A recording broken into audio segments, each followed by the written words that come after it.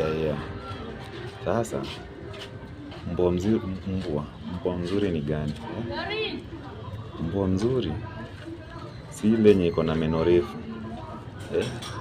Si ile iko na sura mbaya. Na si ile iko na tumeno tufupi tudogo. Nikisema mbwa iko na meno refu, kuna hizi mbwa ziko na ni mbwa, najua ni security, zinasemekana ni security. Na mbwa inafaa kuwa some kind of security, juu haipendi ujinga. Ukikaa ni kama unakaa uko na ujinga, inaanza kuleta noma. Juu haitaki ujinga, haitaki tu ujinga karibu nayo. Mbwa mzuri si chihuahua ama si bulldog. Mbwa mzuri ni ile yenye, ama ile iko na meno kubwa, ati unapata iko na AK47. Najua AK47 haifuniki nini. Hata hiyo mbwa ikifunga mdomo bado inaonekana ni meno kubwa.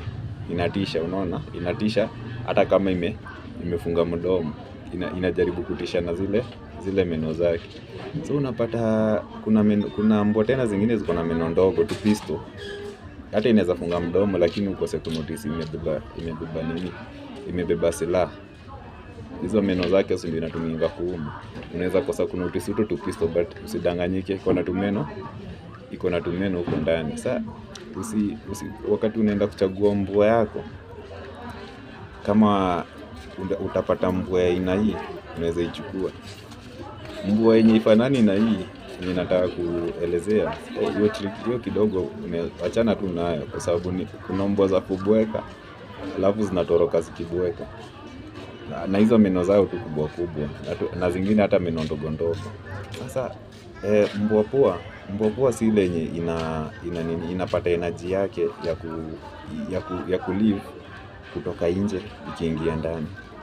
Mbwa poa ni ile yenye ukali yake inatoka ndani ikienda nje. Unaona? Tuseme mbwa poa imepatana na ngori, imepatana tu na vurugu fulani ama kitu fulani inafeel tu hapana. Haitangoja action ya mtu nje ati mpaka iambie saa umeng'ang'ana na saa 50, ukaongezea hadi 51 saa bado iendi, ama hata umeitana jina yake bado iendi, inakuangalia kwanza, inaingia inatafuta chochote, inajificha na huko.